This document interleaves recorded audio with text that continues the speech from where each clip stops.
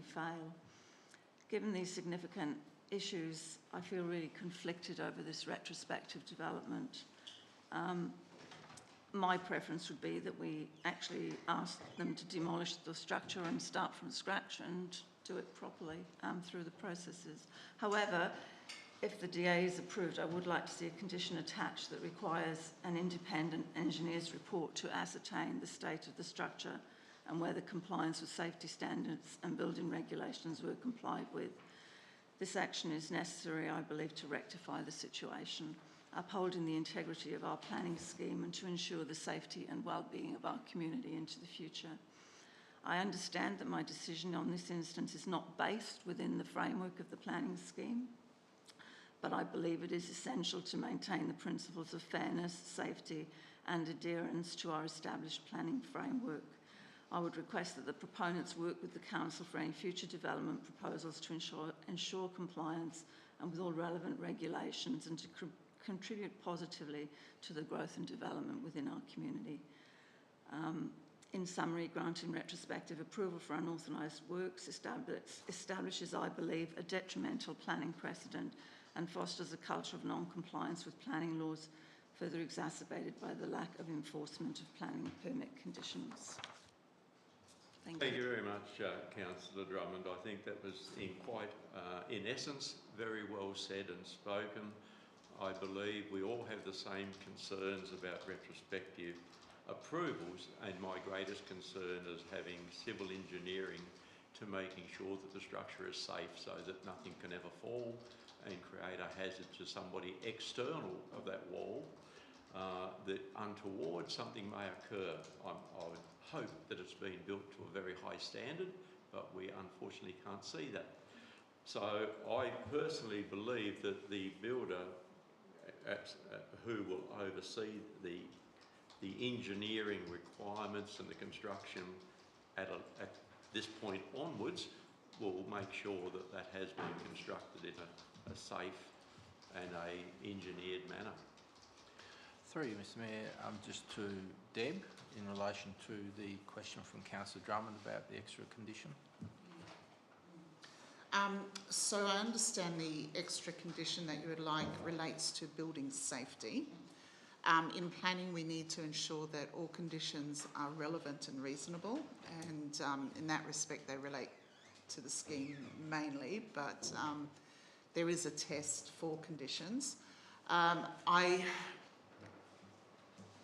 We would be conditioning for it to follow through to a process that needs to occur anyway. So as part of, the legislation sets out that you do need a building approval as well. So we would be conditioning for them to do something that they need to do anyway. The other aspect of your question was, regarding the safety, and it may be reasonable to include a condition to say that until such time building authority has been considered, maybe it can be cordoned off, but making that relevant to the planning scheme might be difficult, and it's something that we would probably need to incur some more costs on and get legal counsel. My recommendation would be to not include a condition, but to ensure that we go through to that next building stage and really ensure, that process happens quickly and efficiently. I can talk to our building surveyor as to, is there a need to put some other notice in place with regard to safety, and we can advise you on that outcome possibly. I don't know does that satisfy? With it just being a wall, for me, this really kind of offends me. Truthfully, we don't have any oversight of the engineering of this wall. We don't know if it's going to be safe into the future.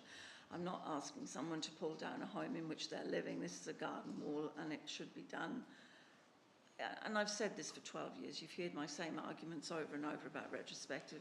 You know, this is nothing new for me to object. It's just I can't place it within the planning scheme, but I feel that it sets a really poor precedent that and I thank Deb for taking the time to sit with me and to explain what the process will be from here, and that it will have to comply with building regulations. It just really bothers me enormously. Thank you very much, Councillor Drummond. I think we all share a lot of concerns, but the reality is we're here today to make a decision based on the officer's recommendation in front of us. And I trust totally our building surveyors and planners and everybody will make sure that the wall complies or not comply, depending on the outcome of the questions that will be made to be supported for the continuation of that. I don't think we can do any more except leave it into the hands of the very qualified people that make that assessment. So if we have no further, I'm going to take this to the vote. All in favour? Against? Councillor Wright and Councillor Drummond, that is approved. Thank you. Thank you very much for that, Deb. 24.6.3 is DA 047, the demolition of a dwelling and shed and a new dwelling and shed crossover. Would you like to speak to this one for us, please, Deb? Yes, certainly. So this application is an application for approval to demolish the existing dwelling and outbuildings on the site, and it's at 193 St Helens Point Road in Stiglitz. The application includes the construction of a single split-level dwelling and outbuilding, as well as an additional crossover. The property has a primary frontage to St Helens Point Road, with the rear boundary adjoining Crown land fronting Georges Bay. The development site is within the general residential zone on a site with a land area of 941 square metres. The application relied on satisfying 2 performance criteria, and these have been addressed within the body of the report. The application received 6 representations, and these have been considered also in relation to the discretionary matters within the report also. So a recommendation for approval has been made with conditions. Thank you very much for that. Can I have somebody move the officer's recommendation? Councillor Fever, seconded Councillor Oldham. Councillor Fever, would you like to speak to this? I support the officer's recommendation. Seems straightforward, very thorough. Councillor Oldham? Yeah, I can fully agree with that. Thank you. Do we have anybody who'd like to speak against this? If we have nobody who will speak against this, I'll take this to the vote. All in favour? Carried unanimous. Thank you. 24.6.4 is DA 238, Timms Creek Road, Mathina Storage Shed. Good morning, Catherine. Good morning. Would you like to talk us through this one, please? This DA is for the construction of a 140 square metre shed at 26 Timms Creek Road, Mathina. The land is within the rural zone and the use class is for storage and is discretionary within the zone. The site is vacant and the shed does not meet exemptions for outbuildings or agricultural buildings in the rural zone, as it is not associated with a dwelling or subservient to an agricultural use. The application is discretionary on 4 of the use standards.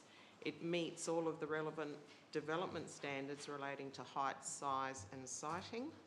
1 representation was received with concerns regarding the siting of the shed in relation to the represental's property and concern that the shed will be used as a workshop.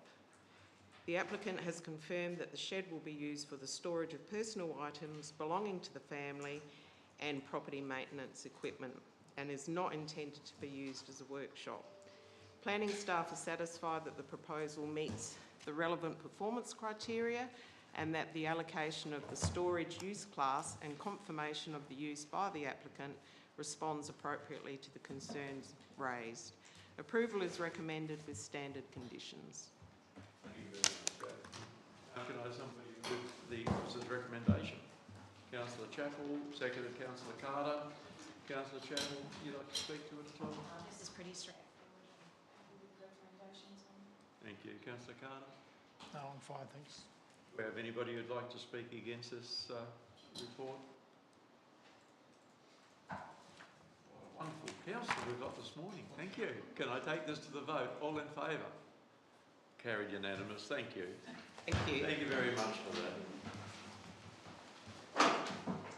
24.7.1 is... Oh, we'd better do that, hadn't we? You certainly may. I'd just like to publicly thank Deb for her efforts in the last few weeks, and Councillor Fever made a previous comment about how it is that the officers are supporting us at the moment in making informed decisions, but I think Deb went well beyond the norm in establishing our understanding for these decisions today, and I thank her. Thank you very much, and very well supported, I'm sure, by everybody around the table, Councillor Carter. The Mayor has now advised the Council has concluded its meeting as a planning authority under the Section 25 of the Local Government Meeting Procedure Regulations 2015. Can I have somebody move that we move out of planning? Councillor Fever, seconded Councillor Oldham. All in favour? Carried unanimous. Thank you very much. We are now out of planning. 24.7.1 is outstanding matters. Now, John, would you like to take over here if anyone has got any questions? Yes, happy to answer Councillor questions. If I may just ask a question on page 478, we've got at the top there we've got the emergency motion, and I note the update that there has been lodged with ALGA for consideration, and then the next one, I just didn't know whether the notes were in the incorrect spot or not. The second one was a motion was prepared for presentation at the ALGA National General Assembly in July 2024. The motion was approved by BD Council as well as LEGAT. I didn't know whether that actually needed to be, because this is to do with our own motion in regards to developing a formal statement, looking at a talking point and a community event. Yeah, cool. Thank you. We'll get that corrected. Yeah, and then if we're able to get an update on any of that progress then too, please. Thank you. Any further questions on anything outstanding, please? Councillor Drummond? I was just going to ask, have we had the report back from page 481? Have we had the report back from the engineers about the exhibition hall in St Mary's yet? Yes, thank you, Councillor Drummond. That came last week. I think Jake had a query in relation to the report, so he's preparing an item for the council workshop on that matter. Do we have any further questions? Councillor Carter? Thank you. It's page 483 in regards to Online Access Centre funding. Obviously, I moved a motion in June last year in regards to the concerns we have around the Online Access Centre, but more broadly across the 3 online access centres and in terms of service hubs or a hub being established. It seems to me that we've waited a long time for the government to give us some guidance in that matter, but I do recall in the original comment that the Minister encouraged us to explore the notion of a hub. So what I'm sort of asking here is that we consider activating our own conversation around what these communities need in terms of a service hub into the future, because I don't want to be waiting out the next 12 months of funding uncertainty to have that conversation. So can we activate our own conversation in regards to establishing the notion of what a hub is and how it can service our community? Yes, through you, Mr Mayor, yeah, we can certainly provoke our own conversations and investigation and that. We'll just need to apply some resources to enable that to happen. But obviously getting clarity around what the state position is, we're going to be doing this with one side of the coin. So we're going to be slightly tied with our hands on that one. Thank you. Just in regards to that, I agree, but I also, we have a fairly clear philosophy about most things we do in council about being shovel ready. So in my view, it's a matter of us being certain about what we want and what we pursue into the future. But thank you. Councillor Drummond? I'd like to thank Councillor Chapman and Councillor Carter for asking questions that I was going to ask, so that's very helpful. Thank you. I've got one on page 478 in regard to the Fingal Recreation Ground. Part 2 there, we say that council engage with the Fingal community to relocate the RV caravan camping to Fingal Recreation Ground and seek comments on proposed relocation. But then in the update, we've got that we're just going to develop a fact sheet. So are we going to engage in a community consultation or just give information? Through you, Mr Mayor, it really is just going to be for information because we really don't have too much alternative in this situation. It is really, the engagement is informal. Thank you. So that's what I just wanted the clarity around that, because it was about seeking comments, and then that seems to have been surpassed by just provision of information. Got that one? No. So I've asked that one. And could I just ask where the Reconciliation Action Plan is up to? I see that it says it's now commenced. I'm just wondering. Yeah, I'll ask the Manager of Community Services to give a comment on that. Certainly, we have our first working group meeting tomorrow.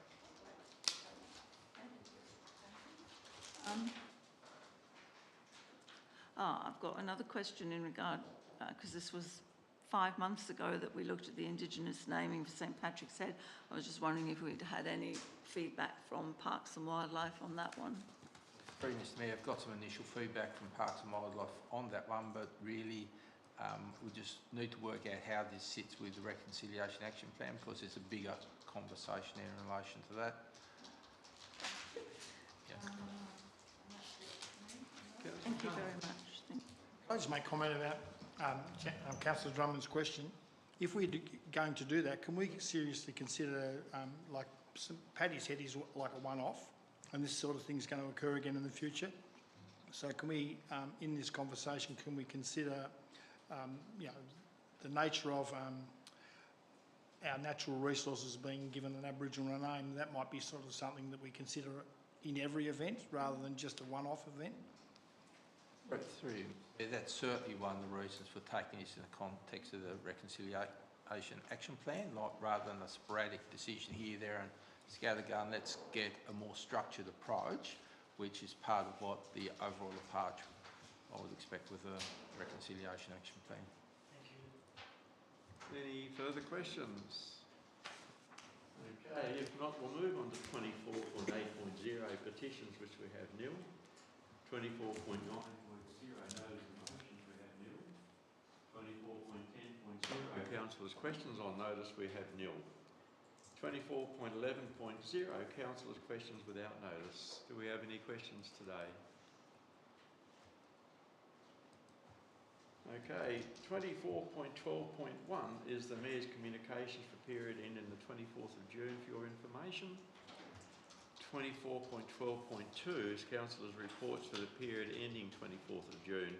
Grade A, Chamber of Commerce and Tourism. Councillor Chappell. Next meeting will be next Tuesday, the 2nd of July at the Bayside at 6 p.m, and Councillor Lefevre will be standing in for me because I will be in Canberra. Thank you. NRM Special Committee. Councillor Drummond. Yep, we did have a meeting on the 4th of June, and part of that was also a field trip out to the Binnelong Bay area where we looked at the potential sightings for the picnic area. We looked at the weeds out there, and we also looked at the camping areas and the degradation that's happening out there. And so a report will be coming back to council in regard to all of those things. We also had a forestry representative come along, so that came about as a result of the conversation around the ecological restoration of the Skyline Tier. So for the first time in approximately 6 years, we've actually got a forestry representative on the council, on the committee. Yes. East Coast Tourism. Councillor Fever. Yes, our last meeting was conducted on May the 29th. That focused on the positive impact plan and associated funding. We undertook cultural awareness training for a day and a half, and that was led by Trish Hodge from NETA Education and supported by JD McDonald. I was delighted to learn in a supportive and respectful environment new facts about Aboriginal people and the effect of European settlement. Having completed the training, I believe it would make me a more tolerant and informed individual regarding Aboriginal history. And I'd urge Council to consider the professional learning for councillors and staff, because when I delved into it, it wasn't too expensive. Well, that's it for that one. Do you want me to go straight on the mental health? Yeah, Mental Health Action Group, Barry. On May the 23rd, I attended the launch of the Live for Life Break a Day program at Fingal.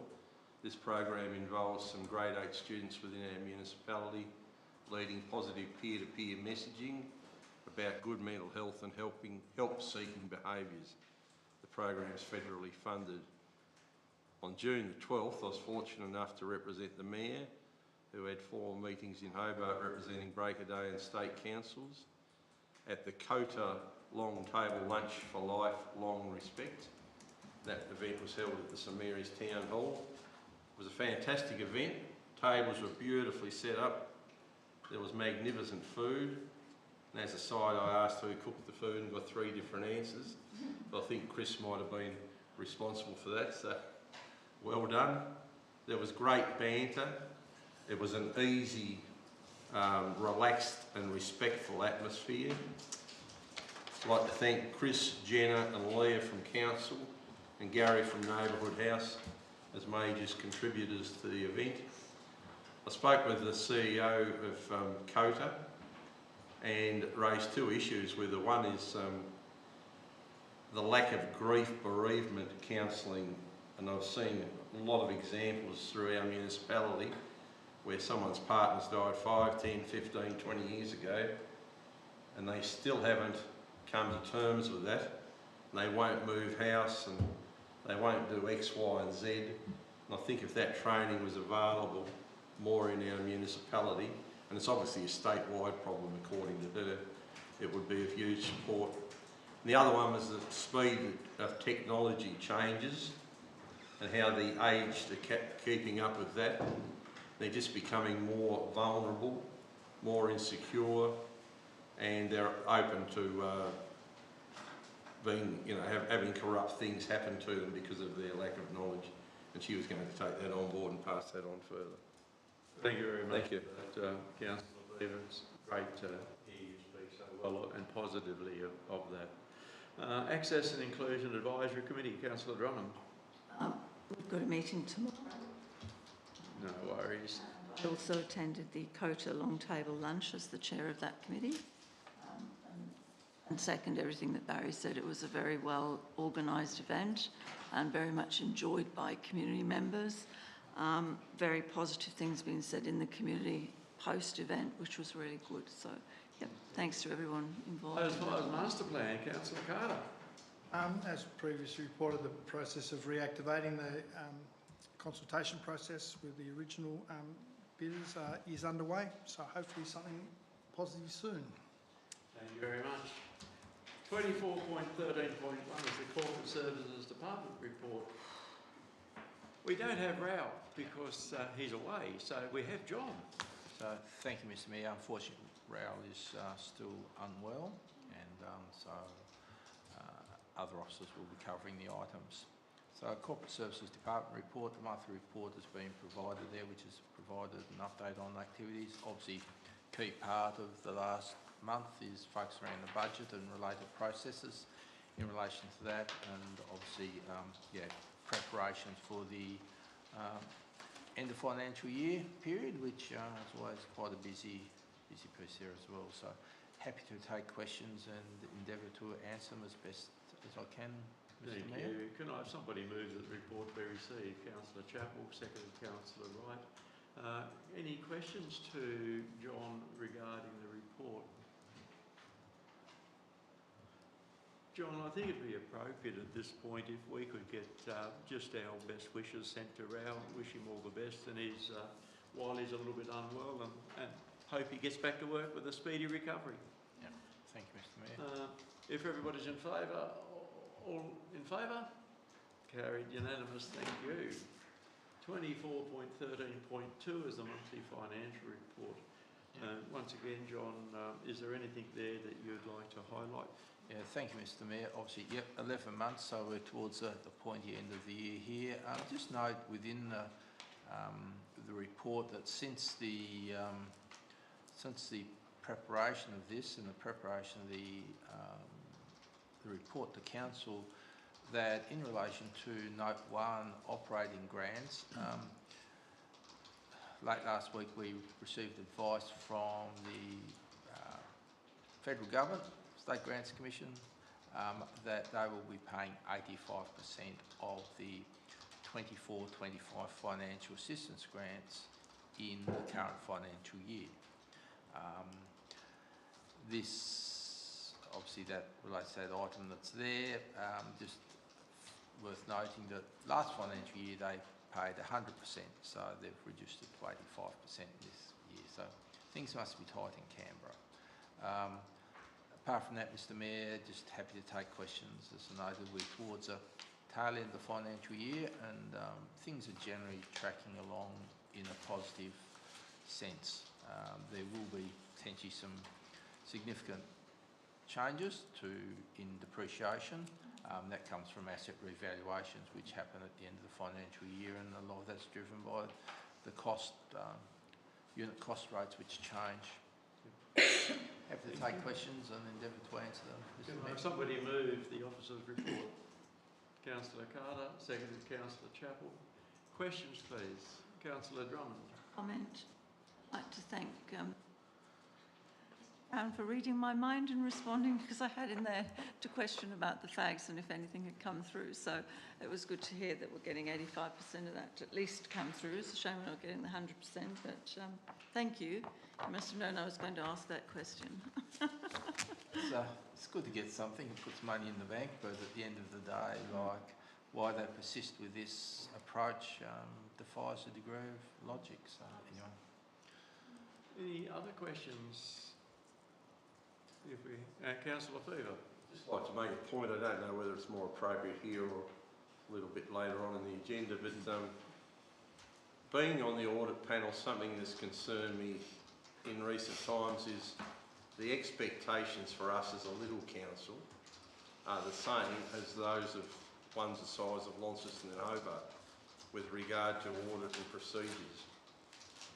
Now, we obviously don't have the staff resources, but we do a wonderful job in Break a Day, I believe.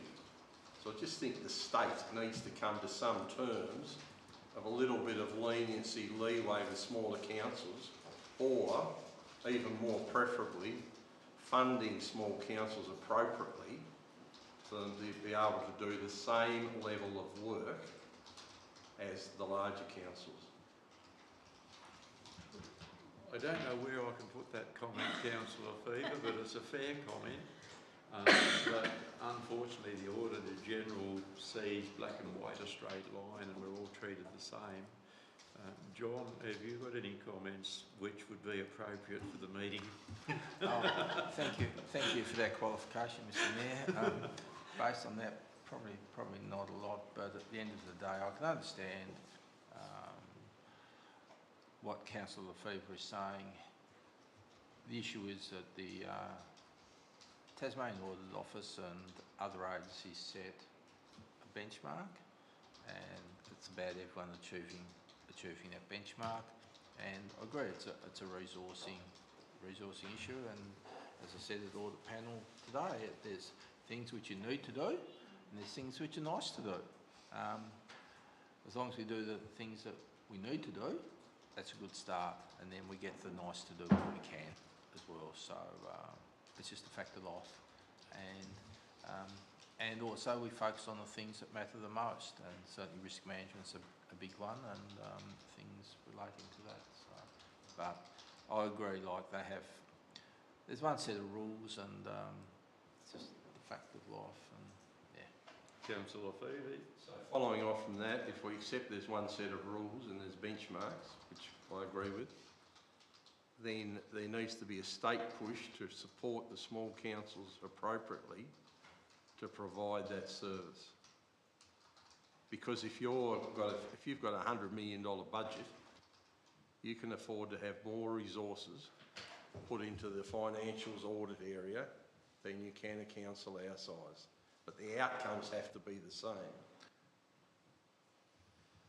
The unfortunate thing about that, Councillor Lefevre, is it's a matter of scale, and whilst the resources, great to have those resources as well, large councils generally will have them in-house, whereas smaller councils will have to purchase in those resources. That would be probably one of the reasons why the state would advocate for amalgamations. If they're bigger is more resourceful. I'm providing food for thought. You are. We have to have the same playing field, Yeah. produce the same outcomes, yet we've got probably a fifth of the resources to do it. Yep. And that's not right. Look, it's a fair comment, Councillor Fever, but unfortunately, unless the Auditor General changes their rules and looks at things on a different approach, I think we're caught between a rock and a hard place. Councillor Carter. My comment isn't going to be necessarily helpful, but Barry's absolutely right. But equity, isn't being equal. You can't have the same amount of resource to do the same job in small places compared to big places. So if they're interested in equity, then they should be listening to you when you make those. I think, Councillor Carter, if a council with $100 million will have a lot more data they've got to collect than a council with $10 million. So, pro rata, they would probably offset one against the other and say, yeah, still got to meet that benchmark. But I know where you're coming from, Councillor Fever, being a school teacher, but we'll leave it at that because we won't go any further. Thank you. We take that to the vote. All in favour? Carried unanimous. Thank you. 24.13.3 is the Visitor Information Centre report, John. Not much to report there. Happy to take questions if there are any. Can I have Mr. Mayor? somebody move the report be received? Councillor Fever, second to Councillor Carter. Any questions to the General Manager on the report? If we have Councillor Carter. Just a comment, as usual, very thorough report and a very, obviously a very good job that they do continually. No question on that, Councillor Carter. I'll take this to the vote then. All in favour? Carried unanimous, thank you. 24.13.4 is our 2024-25 budget estimates. So, Mr. Mayor, I'll do this with the assistance of our Would you like contract to come accountant. forward, Marissa is here with us today to assist in Rao's absence as well, because at the end of the day, Marissa does the detail and she has that detailed information. So I'll provide a bit of an overview, Mr. Mayor, and then we'll work our way through it. So just noting that Council's had a couple of conversations in relation to this. In doing this, Council will recall that we looked at the long-term financial plan just to build an understanding of where we are at with it. Over the last 4-5 years, Council has done everything it can to address the cost pressures which have been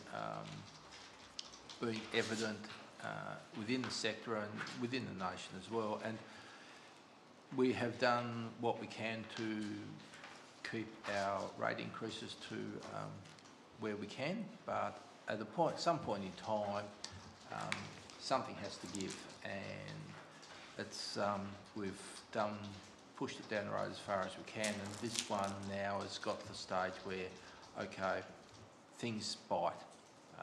We face a situation with needing to increase our revenue to meet our increased costs, as well as the flip side is if we can't do that, then we have to look at the services that we deliver and the potential to reduce that. We've been fortunate over the last few years in that interest rates have certainly been favourable, a lot more favourable. I remember a conversation with Council probably about 4 years ago when we were getting 0.2% and we've got all this money sitting in the bank and it's doing nothing for us. We're fortunate that we're running at about 5% at the moment on our investments, and with the cash balance that we've got in there, that certainly assists with providing a revenue stream which assists with council operations or activities that we've got. The commentary that we're getting is that there will be rate decreases, which are great from the point of view of easing pressure within the community, but also it has a negative for us as well, in that as that goes down, the revenue we derive from our money is going to drop as well. So that's going to bring in a bit of a impact in the next few years as well. So this is all about making a decision now, which also takes into account what's likely to happen as well into the future, and just trying to, buttress our position as best as we can. Certainly, the high consumer price index continues to place that pressure on our operations, and we continue to see those cost increases come through. We do as much as we can to keep a lid on those costs through just our procurement processes, but at the end of the day, there's only so much that we can do when there is a tight market for some of the services that we pursue. The budget itself, I'll hand over to Marissa in a sector to highlight any particular things, but effectively the budget itself is aimed at a balanced budget. Yes, it might have an anticipated deficit of about $10,000, but really at the end of the day that is pretty close to what you would expect from a balanced budget situation as well. It could $10,000 in the context of a $20 million budget's sort of, pretty marginal there as well. Marissa, do you want to talk about any of the detail within the budget? I've given a very high level snapshot for the situation, but what did you find? Probably just happy to take any questions. Since I last met with councillors in the workshop, there has been some movement within the budget with things like 20% increase in insurance. So a few things where we thought we might get some savings when we paid out our loan and took out interest on one of the loans. There has been some other factors go into it, but looking still like a fairly balanced position, which is a good place to be going forward, but happy to take any questions. Can I have somebody first move the officer's recommendation? Councillor Wright, seconded Councillor Carter. Any questions to Marissa on these budget estimates that we have in front of us? Councillor Drummond. I'll just ask one thing, and I don't know if it's necessary to Marissa or to John. I may have missed something. In years past, when we've set the rate increase, we've quite often had a spreadsheet which has shown us what, on a variety of properties, that increase would look like in the... Have we done that this year? Through Mr Mayor, we haven't done that this year. Quite often when we've done that in the past, it's when there's been a lot of variations between properties, particularly when we do a general valuation type approach where you'll see some properties vary significantly. I think, for example, in a couple of years' time when the new general valuation comes through, we're going to see the impact of what's happened to property values in the Bay of Fires, Binlong Bay area, where, just as an aside, the valuations went up by 275% last year, or the year before, and the state government applied that increase to the land tax.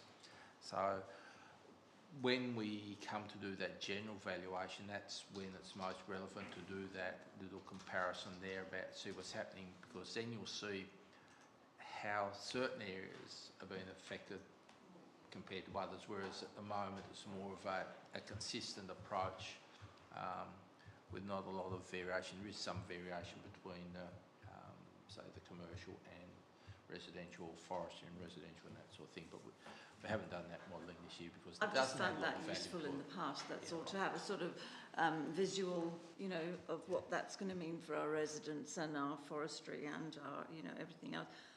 I've just found that a useful tool for me to understand, and I thought maybe I'd missed it this year, so thank you for that. The only question I have is one in regard to the actual budget, which I didn't pick up on before, I don't think, and that's on page 519, and that's around the recreational trails strategy implementation stage 1, $100,000.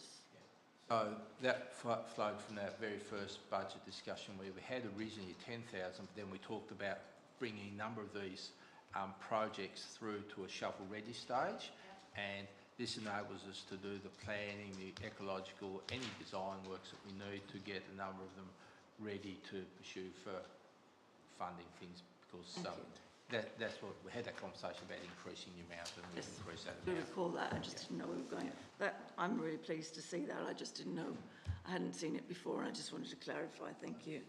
Actually, it raised another really important point there as well, that wherever possible, we will endeavour to capitalise some of these expenses. So that particular one, the recreation trail strategy, because that's going to lead to an asset in our books, then that becomes a cost.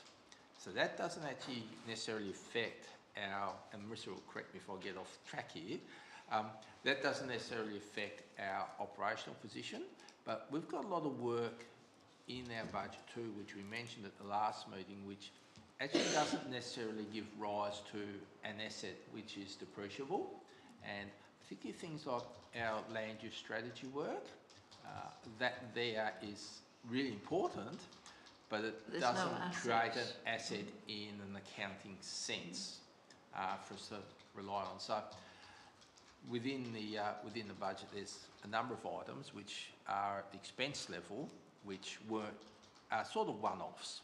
Every year you have a few, but just at the moment we've got quite a little package of information that we're working on as well. So, and even strategy ones, the feasibility analysis for the aquatic centre,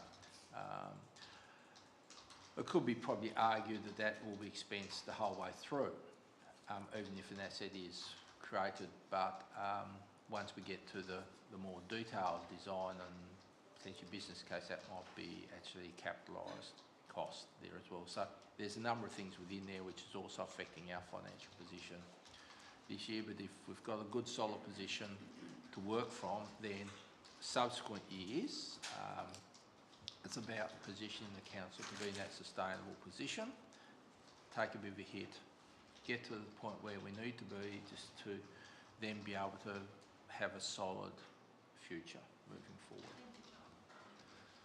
Do we have any other questions to John and Marissa on the budget estimates? Okay, Marissa, you got it pretty easy on this one. I'll take this to the vote. All in favour? Carried unanimous, thank you. Well, now we move on to the rates resolution 24.13.5. So, once again, between John and Marissa, would you like to take over? So, yeah, thank you, Mr Mayor. So, following on from this is effectively just built from the budget decision. Note that last year when we did a number of changes with the different asset classes and variable rates and that, we had the rates resolution reviewed by Simmons Wolfhagen, and they gave a tick of approval. This year, because we are not making any substantive changes, it's just changing a few cents in the dollar here and there, we haven't actually taken it to Simmons Wolfhagen for review because it just wasn't necessary given the nature of the updates that we've provided, because it was just an update, not a change there as well. Yeah, so basically this has just been built in accordance with Council's conversations and to reflect the budget and the revenue we need to derive from that, Mr Mayor. Thank you. Can I have somebody move that the rates and charges policy? Councillor Wright, seconded Councillor Fever. Any questions on this before we take it to the vote for Marissa or for John? Councillor Drummond. Comment through the chair, if I may. I was, I guess, pleased to see the rates resolution, including the class of forestry and public purpose, where they might go up a little bit further, and that being explained quite comprehensively for us. So I think that's been a really positive piece of information to share with councillors, so thank you. Thank you, Councillor. And it goes back to that user pays, I guess, at the end of the day, doesn't it, you know, so thank you. Yep. Good. And obviously one of the key things, and it relates back to the budget too, is the waste management continues to be a big pressure point for us because apart from change at the state level with the waste levy, which means we need to raise more revenue, there's also, once again, the contractor costs. So we aim to get a balanced budget piece with this. And then we get things like Anson's Bay Waste Transfer Station, which becomes a sore point, and that impacts the budget as well. So you don't want that every year, but certainly we are facing some significant decisions in the next 12 months in relation to waste management, particularly around the system that deals with the bulk waste from Break a Day to Copping, in that the site at Scamander is at end of life and also at end of contract. So David will be through to council workshop in the very near future with some very substantive modelling on options looking forward. But we are talking about significant capital investment and also the operational cost component as well, trying to keep a lid on that. But at the end of the day, if you were going to put it in the context of things, this is essential.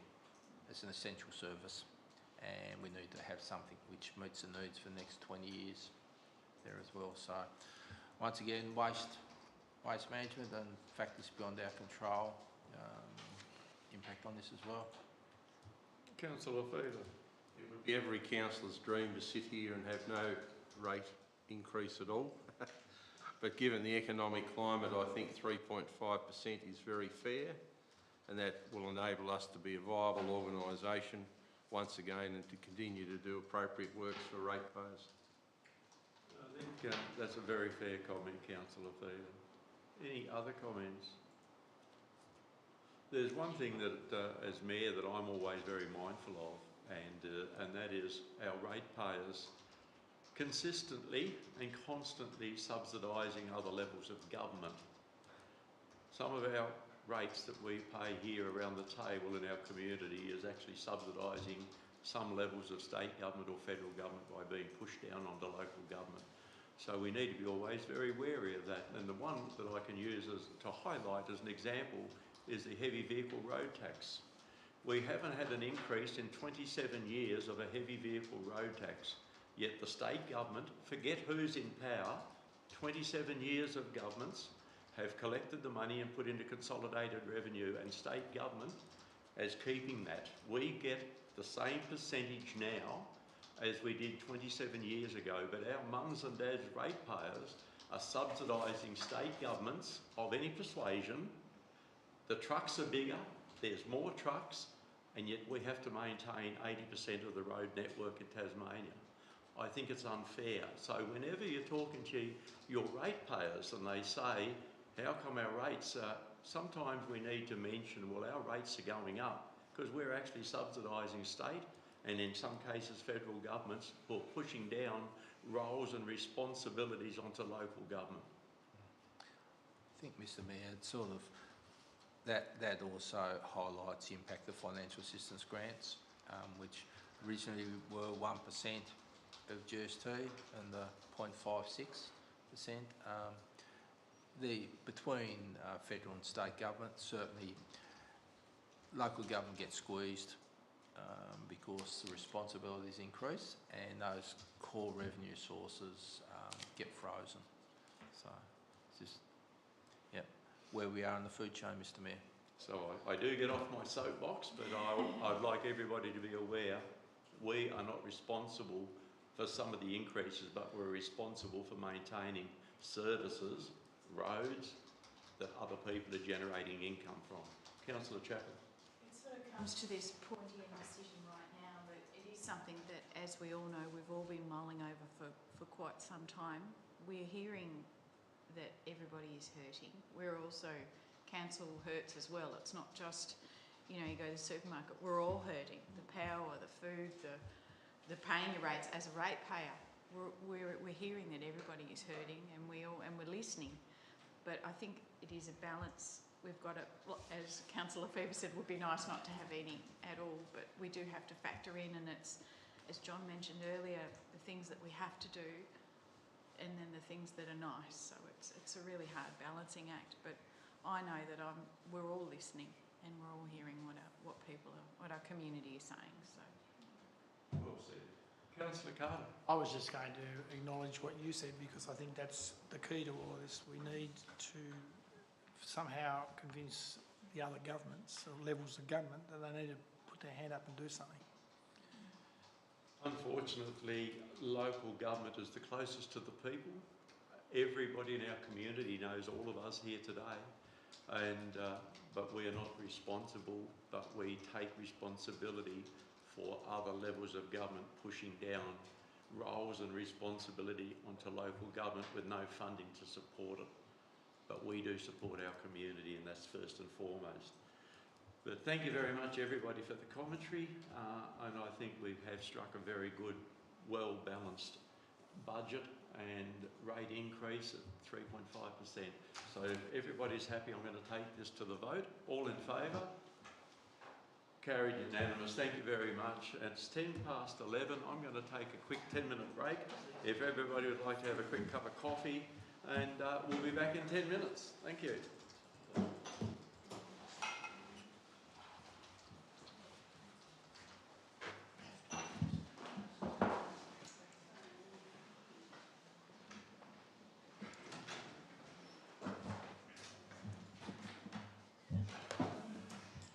That handles that. I just thought it wasn't important about it. It's putting your hand up, so that's what the way. I agree with what I said, particularly.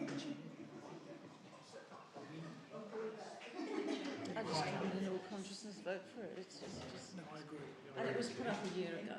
So, you know, I mean, And I agree with all that. I'm just going, I thought it was not going to be a conversation. Because no one else is going to put their hand up. but that's because I wanted to be concise in what I was saying. You should get that tape. I'm going to. I've written to say to. I haven't got it on this computer, but I'm going to send it to Juanita, and I want it included in the document. What's Juanita's email address? It's not popping up What? in my thing. Juanita's email address. It's not popping up in my... WANIT. It's not JUAN, which I used to look for. It's WAN. ITA. It'll come up. Juanita, WANITA .wells, WELLS, at bodc.tas.gov.au.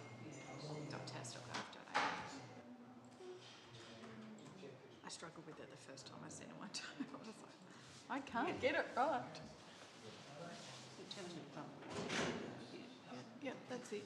Just click it. Did it go? Yeah, cool. Sometimes I find if I don't click off.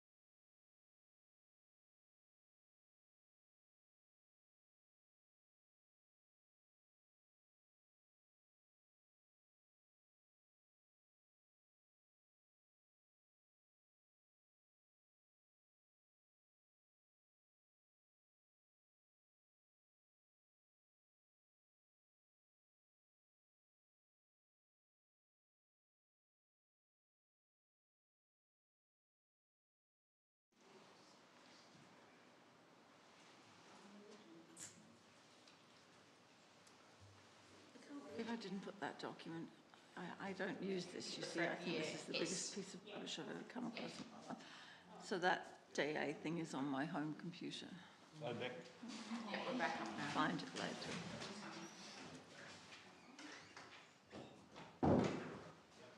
Okay, after that little technical glitch, we're back on air. Good morning, David. We're up to 24.14.1, which is the Works and Infrastructure Report. Is there anything that you'd like to give us a heads up in your report, David? Thank you, Mr Mayor. Good morning, Council. Probably the update on the Ansons Bay Waste Transfer Station.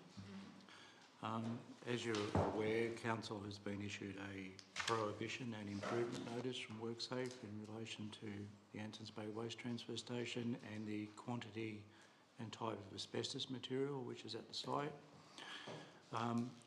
We've been working in the last 3 to 4 weeks in resolving the matters that are required to be resolved by WorkSafe.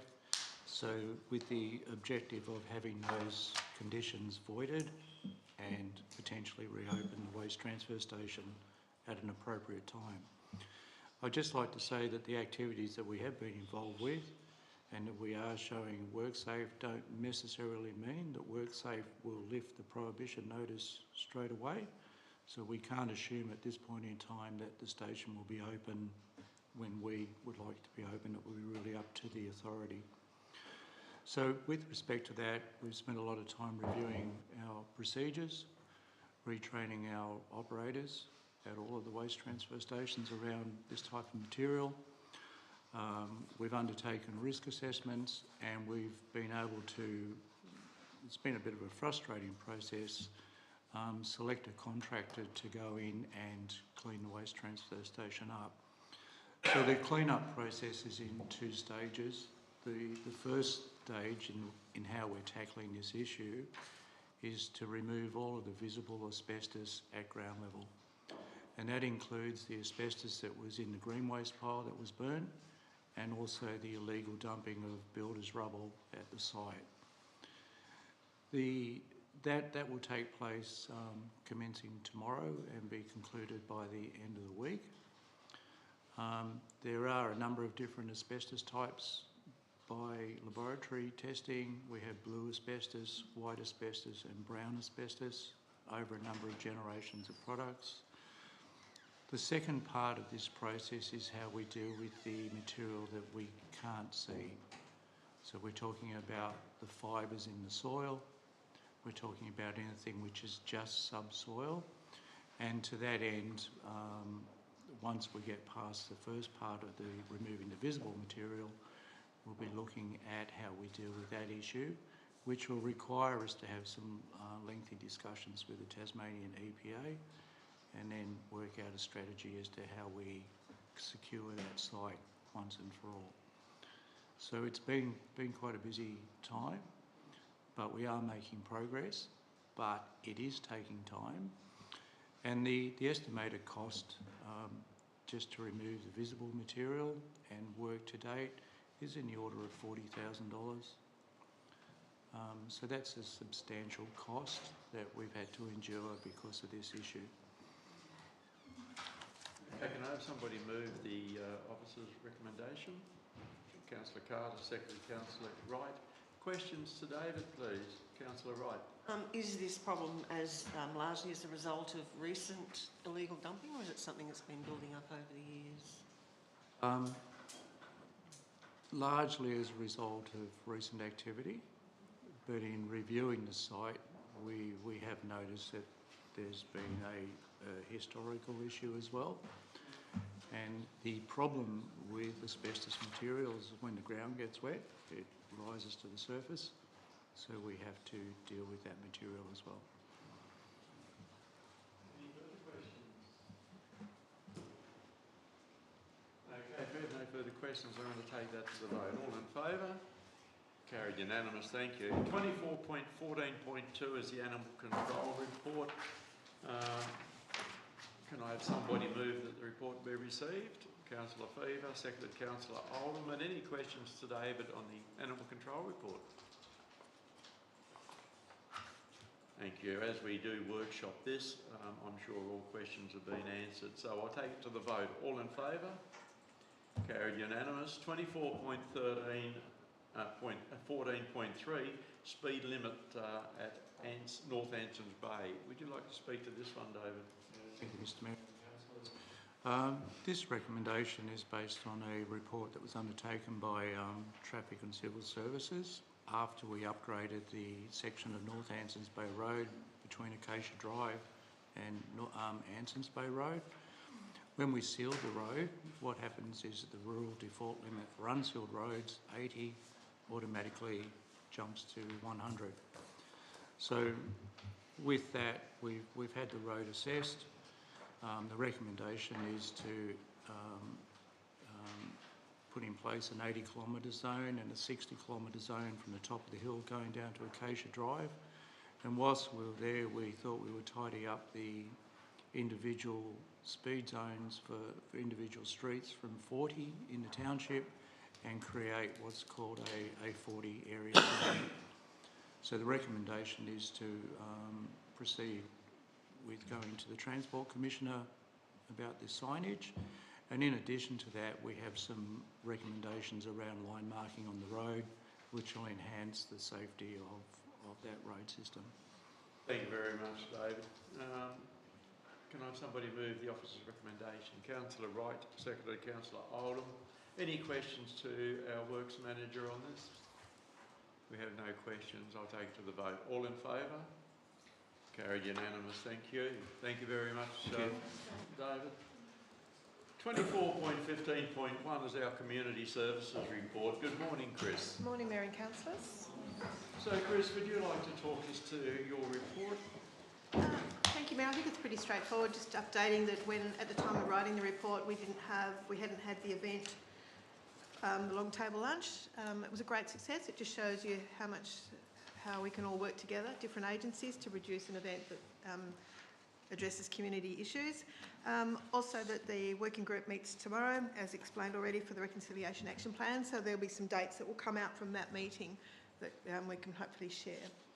But open to any questions. Thank you. Can somebody move that the report be received? Councillor Wright, seconded Councillor Chappell.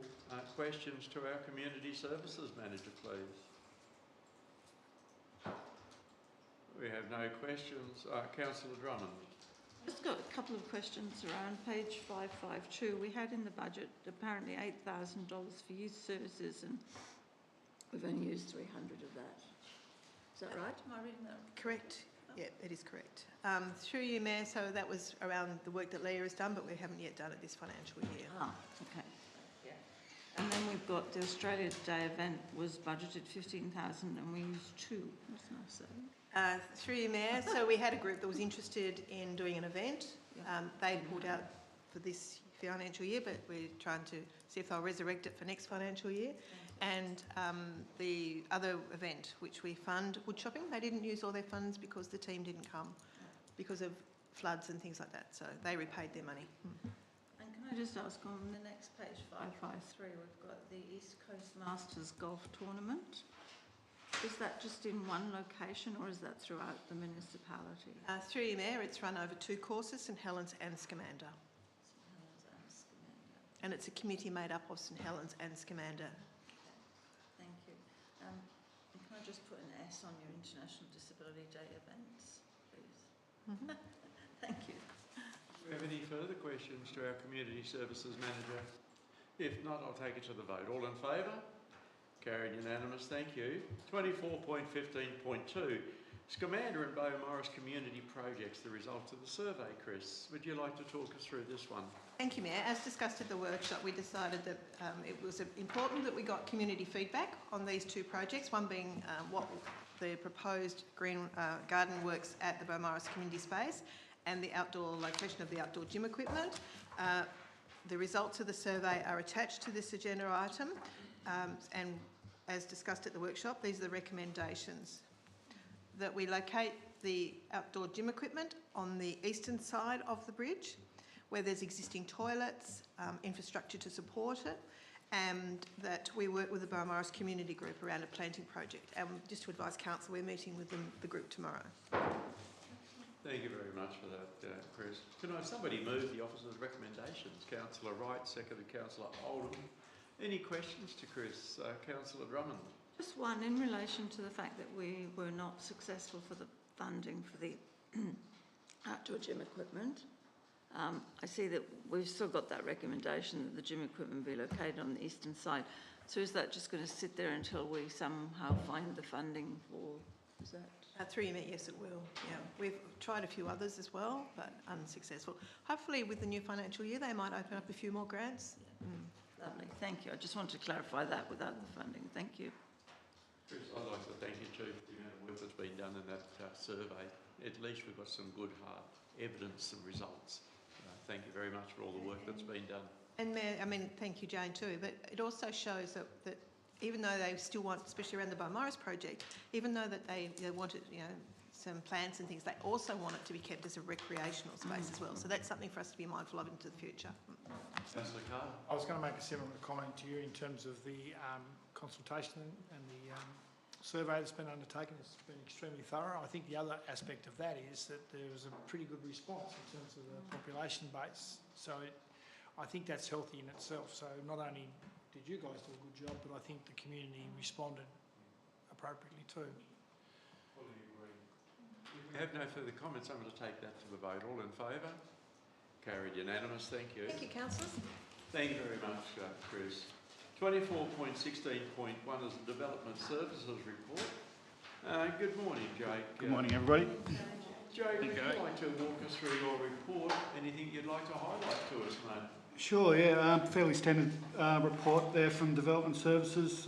Yeah, obviously with one more month to go in reporting for the approval side of things, we can sort of start to paint a bit of a picture of the number of approvals in comparison to previous financial years. So I might just put a bit of extra effort into July's or potentially August council meeting just to do some comparisons over financial years, just for your information. Yeah, building projects, the Black Summer projects are tracking along well, and yeah, obviously before council too, in closed council, just in relation to how that project moves forward. John, have you got any comments you'd like to add on this too? Yeah, thank you, Mr Mayor. Just in relation to what Jake mentioned on the statistics there for the approvals level, I've actually asked him to also include in there something which I think is probably a relevant line item, is in relation to DAs that receive representations, because they involve a significant amount of additional work, and particularly if they go through. So it's one thing to get a DA, but a DA with representations is not just a little bit of extra work. So I think it's quite a relevant thing to note there as part of the impact on resourcing with that, because if we're getting a trend, then we need to be aware of that trend and see if we can identify what that trend might be that's happening there. So. Have we got any comments to our Development Services report? If we have nothing, I'll take it to the vote. All in favour? Carried unanimous. Thank you. 24.16.2 is the review of the dog management policy. Good morning, Polly. Polly, this one's been, we've gone this one and dragged it pretty well, haven't we?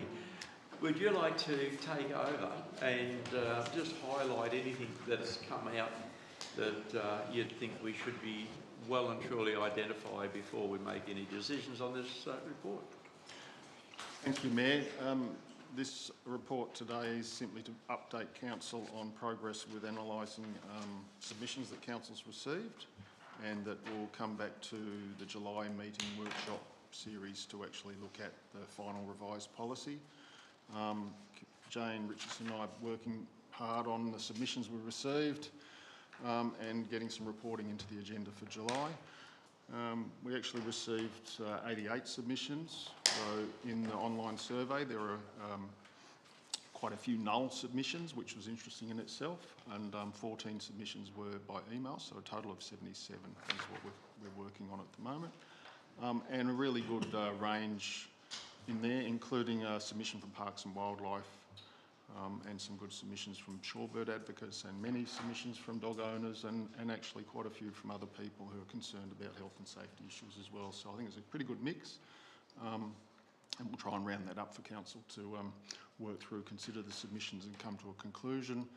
In that process, we'll be going back to Parks and Wildlife a couple of times to make sure that they're comfortable with where it's going, because if they're not, could be in a situation of having two different sets of rules, which I don't think is going to work very well for anybody. So, can I have somebody move that we receive the report? Councillor Chappell, seconded Councillor Wright. Questions to Polly on this one, please. Councillor Wright. I just want to mention that I'm still getting reports from people and also my own observations of dogs in both St Mary's and Helens off leash and aggressive toward other dogs. It's just an ongoing problem, and we just don't seem to be able to get on top of it. there's in townships. Yeah, yeah, mainly. I only notice St Mary's and St Helens because they're the two areas that I frequent most. I've got now a small dog. I'm not going to actually take her out on the lead outside of my yard. She's a bit young yet, but even as she gets older, she's only tiny, and there's a couple of dogs that are quite aggressive, and I just couldn't bear to see her savaged on the end of the lead road. Comments, Councillor Carter. I was just wondering, if you look at the St Helens recreation ground, then other recreation grounds, why is there a difference in terms of how they are managed? And I raised that issue in the sense that it seems from this documentation that the St Helens recreation ground, there's no dogs on that in that area. And as Christy would probably notice from going to football every weekend, then that's just not true. But what I'm saying is, if I read those two line items there, I see a difference in terms of how it's interpreted, and I'm wondering if we can just consider that. But I would also, in mentioning the fact that dogs are a problem at the St Helens recreation ground, sometimes they're not a problem because most of them don't get out of the cars. They're actually companion dogs for old people that have been coming to football for 30 years or 40 years. However, there's always the one or two people that take their dogs out of the car and then parade them around the grounds, which is an issue in itself. I have spoken to the football club about it because I didn't want to raise it today without going through that courtesy, but I'm wondering why it's slightly different for both recreation facilities, and I probably would advocate for a sensible solution to that. I'm not saying no dogs, because I think the other sports grounds cover it a little bit more friendly, in a more friendly manner than perhaps the St Helens one seems to document. Carter, I'm going to ask Councillor Chappell now. I thought you looked put like in a comment here yes. for Councillor Carter. I've actually done a bit of research to the other football grounds that are in attendance with our division that we actually play, because just for certain relevant reasons, majority of football grounds actually allow on-lead dog, and I think our local ones, majority of the dogs that are turning up are actually coming in cars from away teams, and then that's the majority of the ones that we sort of see, like every week we're reminding people it seems to be that they're sort of allowed to at their own home ground, and so they just bring the dog as part of the family and come to the football for the day, which is what happens, I think, majority of the time. And most of them are well behaved, but the rules are they're not meant to be there at all. So,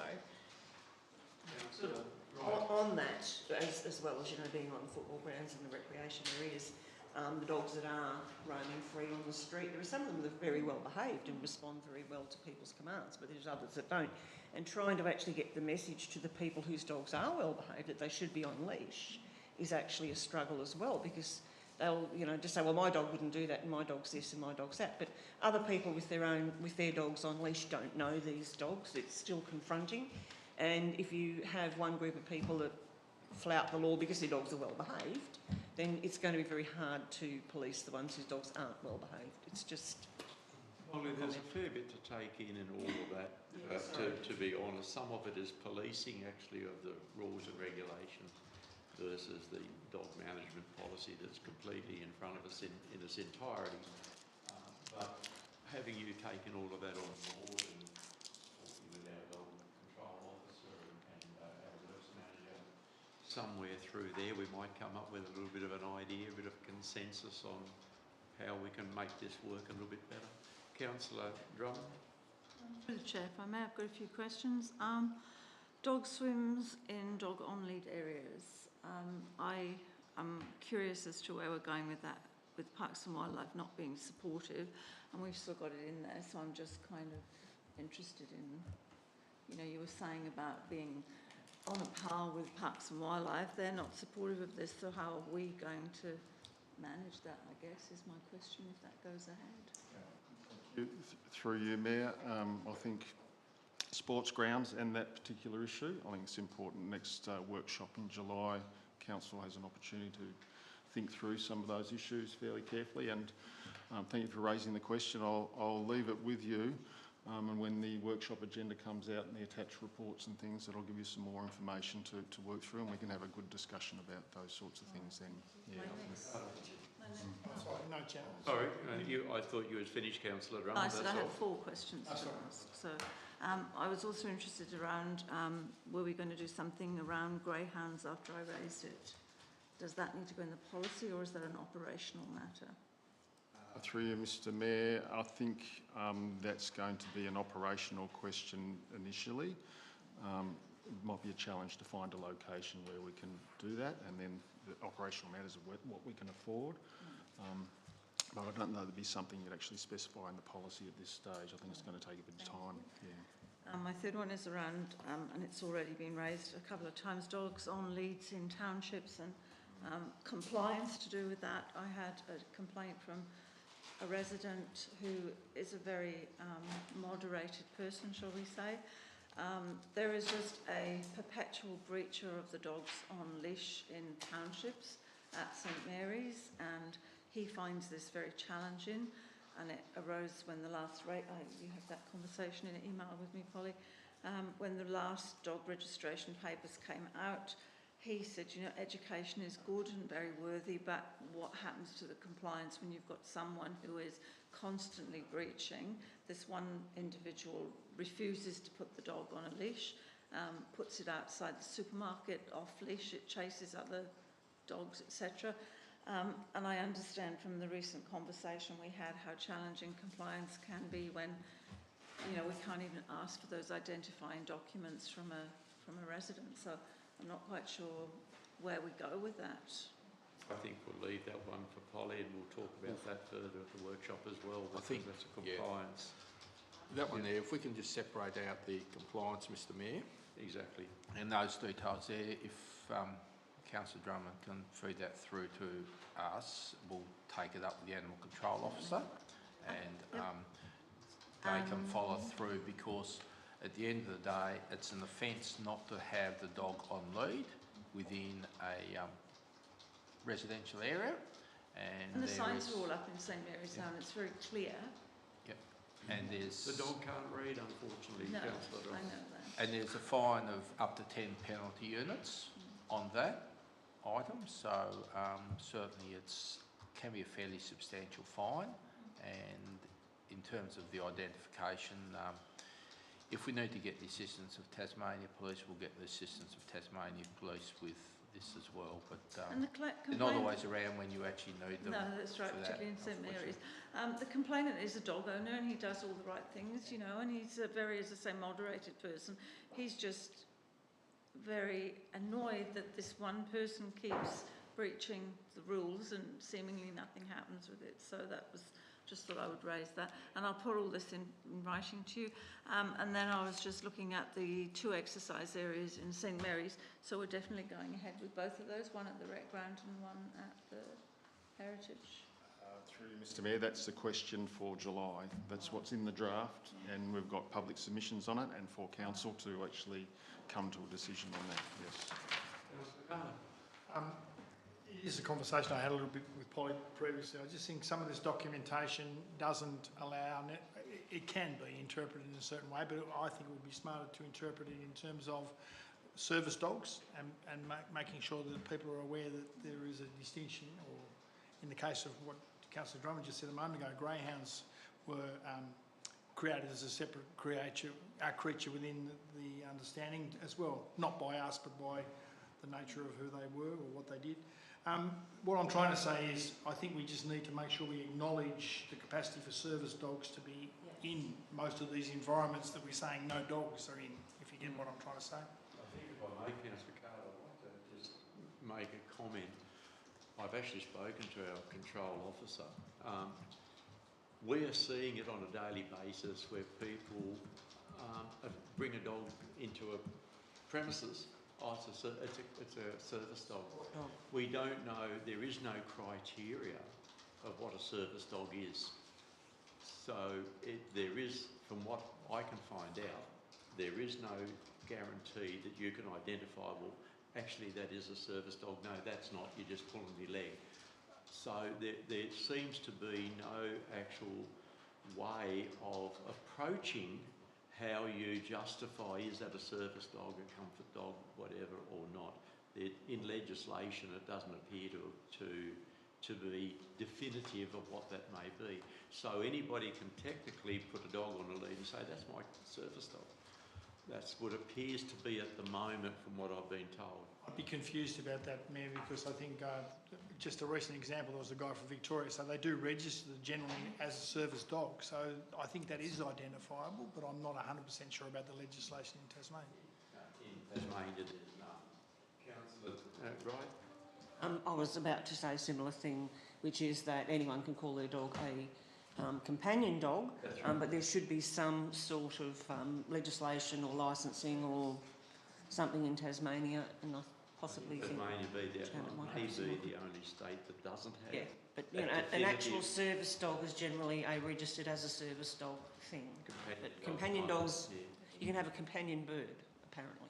Apparently, there wasn't a companion cat last week in the premises. Councillor Drummond. It's been raised many times through, as the manager of the op shop in St Mary's, it comes up quite frequently about people coming in with dogs and staff having dogs on the premises. We actually ask for a letter from if it's not a registered service dog, but it's a companion dog that assists them with mental health issues or whatever that might be. The way that I've progressed that now is to ask for a letter from the doctor stating that that is the given way, that that dog is supporting that person, and then they provide that to me. I stick it on the record in the shop, and that allows that to happen. And people have actually come into the shop with letters from their GP and say, hey, look, this is my letter to say this is my companion dog. And I've found that a good way forward to get around some of those more complex issues of there not being a legislative way of dealing with it. So, yeah. And they carry it with them. So, yeah. Okay, so if everybody's happy, we're going to have quite a bit to discuss in the July workshop on this. If everybody's happy, we've had our questions today. We've got this being moved and seconded that we receive the report. I'll take it to the vote. All in favour? Carried unanimous, thank you. Okay, now the big one, the big ticket item. The General Manager's Report, 2417.1. John, over to you, please. Yeah, thank you, Mr. Mayor. And probably just following on from that conversation, I'll just, it's not actually within my report, but I just note that at the workshop we had a conversation around the Residential Tenancy Act and the situation with pets, assistance dogs, etc. within dwellings. And as noted at the workshop, the time frame for the consultation was 8 days on the matter. And as councillors would note, that last week the legislation went to Parliament, and so obviously there, from what I can see, there's been a bit of conversation around the situation, and there are concerns which probably reflect some of the ones council raised regarding how this is going to work and the potential impact on the rental market moving forward. But it is just disappointing that that was rushed in, Mr. Mayor, with basically no consultation or token consultation with the sector and on the matter. Just heading back to my report, Mr. Mayor, just a couple of things in relation to that. Just note that the Aquatic Facility Working Group had a couple of meetings, Mr. Mayor, and the committees have done a fantastic job of engaging with the process and diligently working through the submissions which were received and went through quite a structured process. Council will be dealing with this in closed council later on, the actual decision, but I just on matter of open record is to just sort of acknowledge that hard work that's happened within that committee and the process they've worked through to actually reach the position that they have on that one as well, Mr Mayor.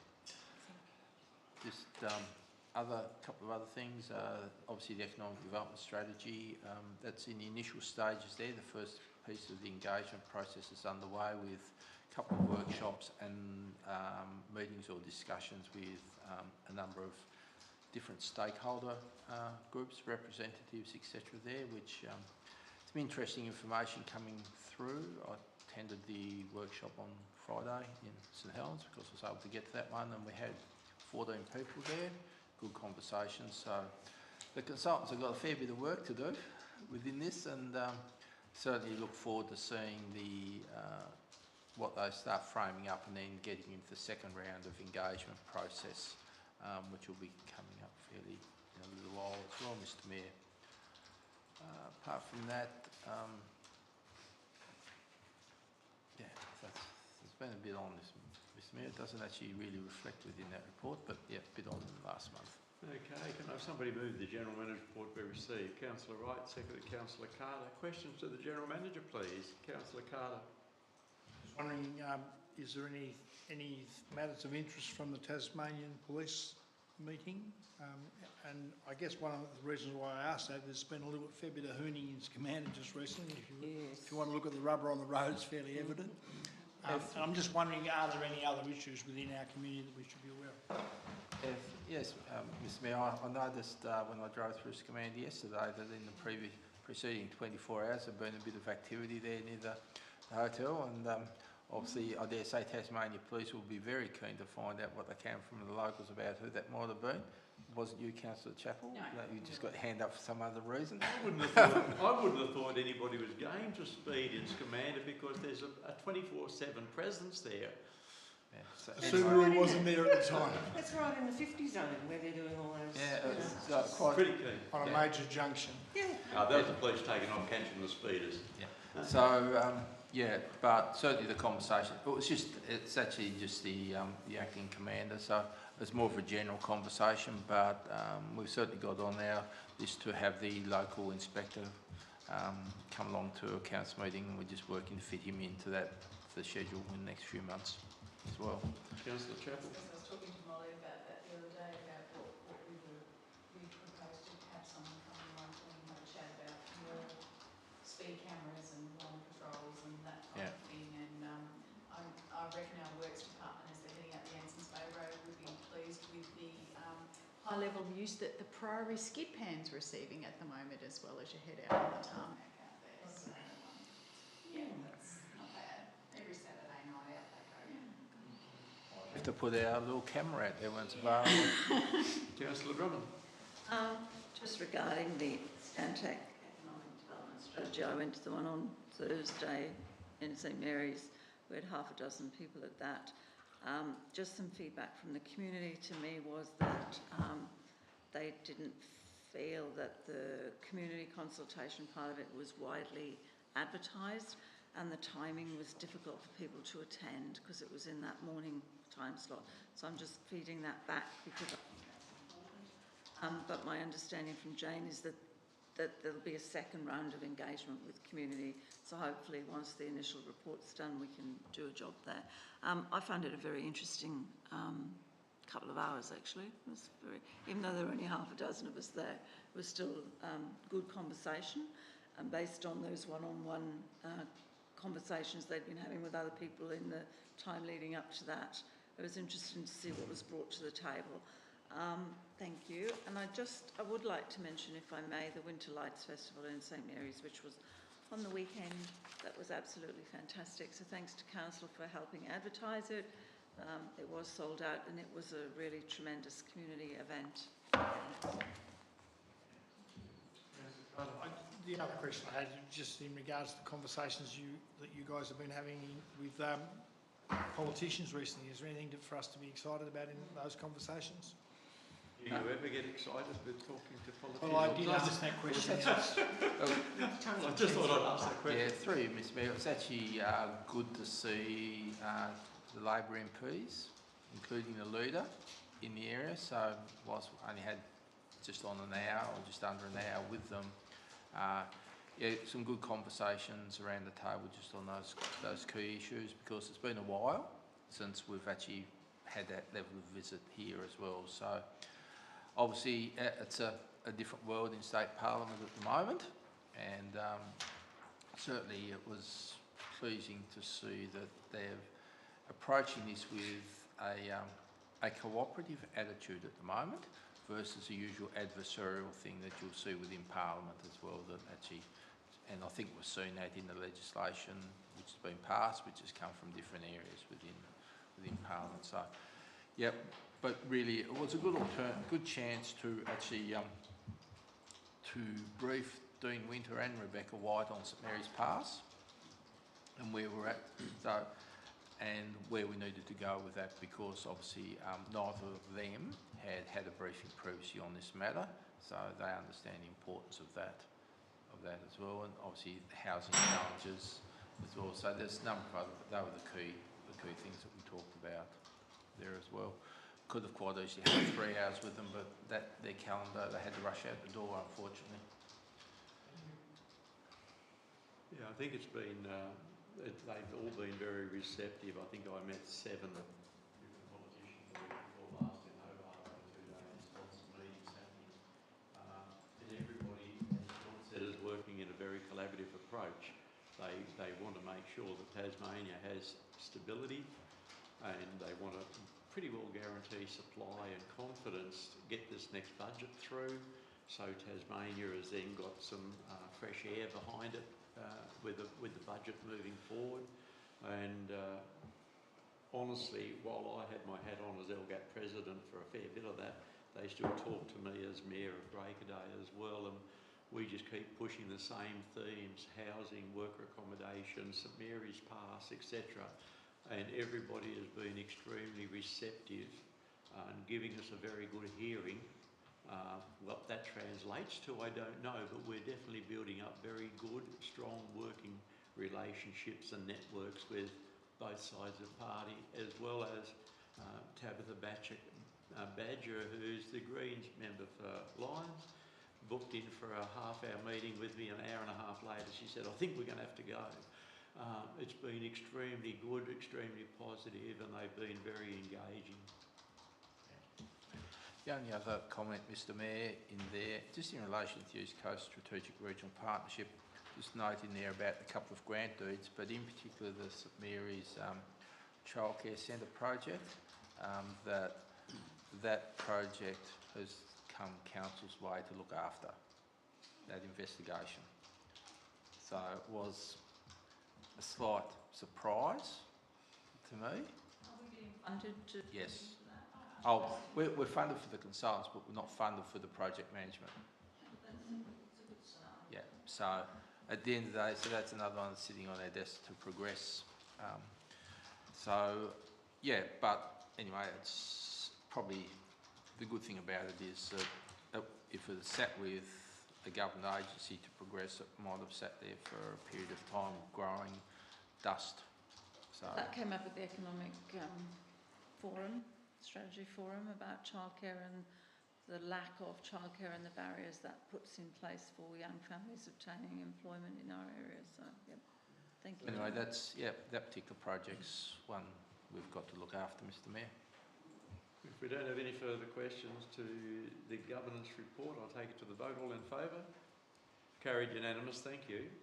24.17.2 is the 24-25 annual plan, John.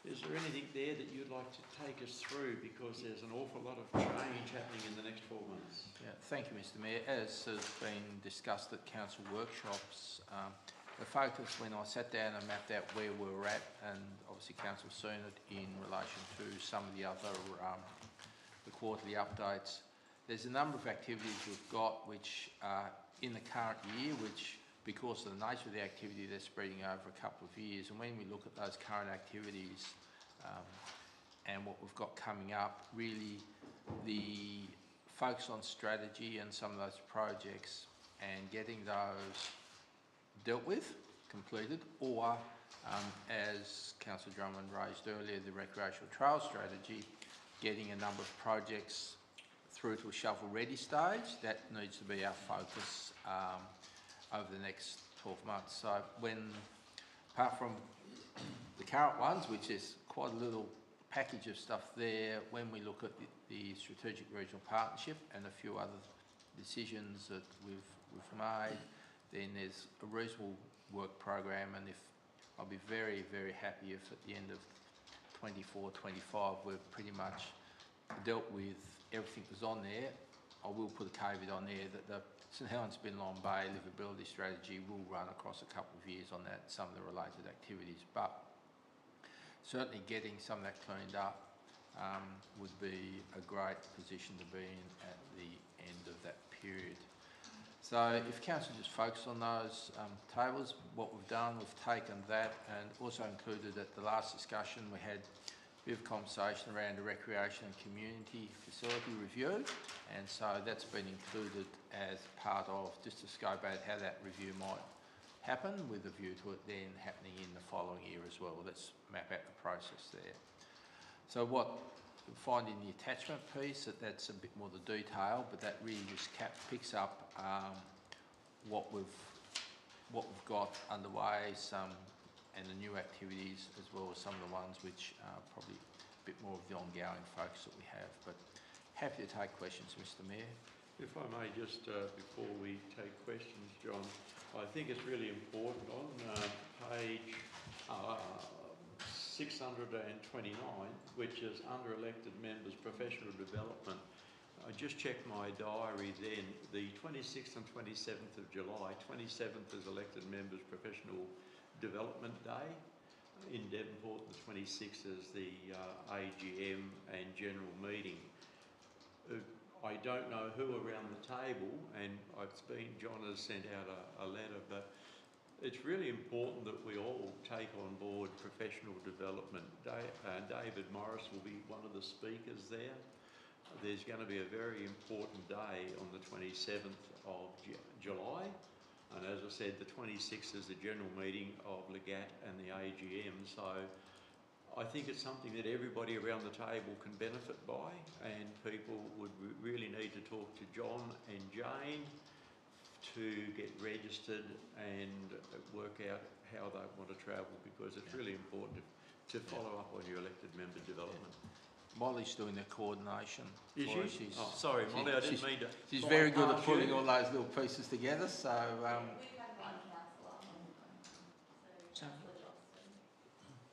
yeah, so... I just wanted to raise that, it's really important. And we'll put together. Councillor Drummond. I was just going to say, I love going to professional development events. Last year I did go and it was a great event as usual. I probably won't be here on that date, unfortunately, in July, so I won't be able to go this year, but it's always worth going. I mean, that was where the whole people, places and parking came from, and a few other, like the AI stuff came out of that, and it was just really good to share that with other people from other councils and to see how other councillors work within their council. So I encourage everyone to go and take it on board because it's a great thing. What dates was it? Just the 27th? The 27th is the Saturday of July. The 26th is the AGM and the general meeting. And the 27th is the... There's a dinner that night. Yeah, there's a dinner that night. So if you and Ian and Christy or Barry, or whoever wants to go, please consider it, because we've got some really, really top-line speakers going to be at the elected members' day. 26th and 27th. Yeah. I'd love to go. And Molly is the go-to girl, so yeah, please consider it. One question around I noted there just above what you're talking about on page 629, psychosocial safety relating to, I will assume, elected members? Both. It's a strong theme all the way through. Let me just flick through the exact items there on that. on 629, and it's just above where Mick was talking about professional development. I'm just curious what the change to work health and safety was that brought that about. It is that evolving area of work health and safety, the psychosocial piece. So we've been doing quite a bit of work internally in relation to mental health and wellbeing piece, so addressing the psychosocial piece, because I think if you look very carefully at what this means, apart from sort of how we address this, it's about making sure we've got the people that are skilled to recognise and do that. So, but also, it's the level of risk that we've got here and how we need to manage that risk. And certainly, I don't want to put a real negative element to it, but the legislation which is likely to come through in relation to industrial manslaughter, quite often psychosocial is there's a big intersect there as well. So we've got our mental health and wellbeing plan, we're reviewing procedures and processes, and we're working to train people, and then it's the broader piece of getting our house in order to make sure that it's not just around the work practices, but it's about the people piece there as well. So I think it is really challenging in small communities like ours. Like, I think if you're a councillor in Hobart, you can go to chamber and then you leave, and people on the street wouldn't necessarily know who you are and approach you, whereas here most of our community know who we all are, and we can be put sometimes in some fairly challenging situations in the street. So yeah, it's good to see that that's being taken so seriously. Thank you. certainly it is one. Thank you. Just in terms of the comment that the GM made a moment ago in terms of the St Helens Billabong Bay livability strategy, and what consequence does that sort of 2-year period have on all the other projects that exist at the moment? Master plan for the complex, activation of the bay, stuff like that. Is that on hold to sort of embed it into the livability strategy, or do they still progress? Some of that can progress, like the Georges Bay activation. We've done a lot of strategic work there. We'll bring that strategic work into it, and some of the projects within there we can continue to progress, as we've had a few conversations with groups around that. The sports complex master plan, which was landscaping more than anything, that one there potentially, but I'm just mindful of not wanting to delay things. Let's keep things moving where we can, which is logical. The car parking strategy in St Helens, that's one that does have to hold, because that's a really core central piece within livability, whereas the other two, whilst they intersect, but they intersect to a lesser extent. The bay could be argued is a vital piece, and I've certainly highlighted in a couple of meetings that Georges Bay and the activation work that we've done brings forward the water element of the livability strategy. So I'm seeing that will feed in to the overall project rather than get reshaped. There's no need for it to be reshaped. There's substantial community engagement. I think we've got a pretty solid plan that most likely will just be updated there as well. Some overlays, won't they? Yeah. So once we can get this economic development officer position filled, that will be one of their key projects to start with, is to bring this one to life. Of course, we just don't have the resources at the moment on this one. Do we have any other questions? If not, I'm going to take to the vote. All in favour? Carried unanimous. 24.17.3 is the NTDC quarterly report. John, would you like to speak to that, please? Thank you, Mr Mayor. Look, more than happy just to take questions in relation to it and endeavour to answer. I do note that obviously with NTDC at the moment, that with a federal election getting closer by May next year, obviously a big focus of NTDC is around that preparation for the lobbying activities and the collaboration to provide a united voice to advocate for the northern region. So that worked really well last time, and that's a really important piece for the next 6 months. So can I have somebody move the officer's recommendation? Councillor Chapel, seconded Councillor Fever. Any questions on this? Councillor Carter. I understand our economic development officer isn't appointed yet, and just the previous work that was done in regards to the gastronomy, Northern Tasmania stuff, and I went to a workshop where there was great excitement in terms of the potential of us to feed into that initiative, and I'm just wondering, given the timeframes here and the sort of loss of momentum, if we can pick that up as a fairly major thing once we have an officer in place. Yeah, thank you, Councillor Carter. A lot of the gastronomy committee has gone through a bit of a, not revamp, but a relocation. So they were out there operating. They're now just coming in under the N2DC umbrella formally, which sort of just adds, because it's sort of a bit messy around the Chamber of Commerce and a few things there as well. Activity is still happening. It's more our local connection is sort of that piece that we need to strengthen there as well. But certainly, yep, once we've got an officer on board, they'll be part of it, but be assured that the gastronomy project is still happening. There's just no visibility anywhere at the moment with the nature of the work that they're doing there as well. If we have no further questions, I'll take this to the vote. All in favour?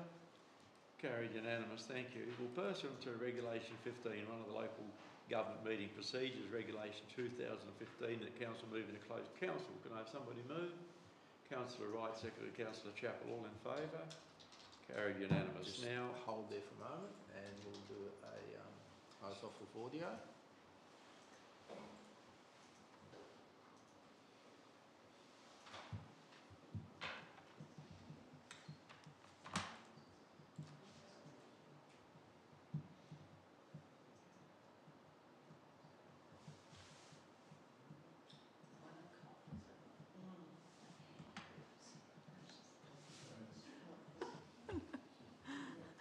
This is like a cough and go, ooh.